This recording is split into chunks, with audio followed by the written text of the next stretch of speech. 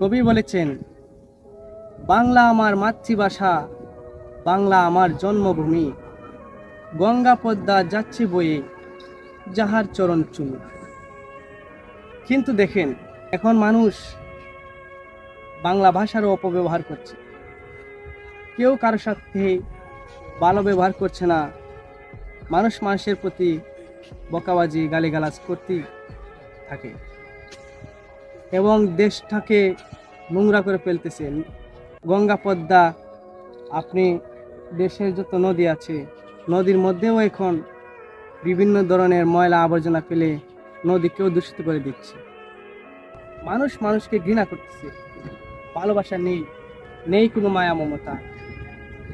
তাই আমি মনে করি কবিতার লাইনটি এমন হতে পারে, বাংলা যেন গালির ভাষা, পরাধীন এক ভূমি, গঙ্গা পদ্মাও বলে যাচ্ছে ময়লার দেশটা তুমি।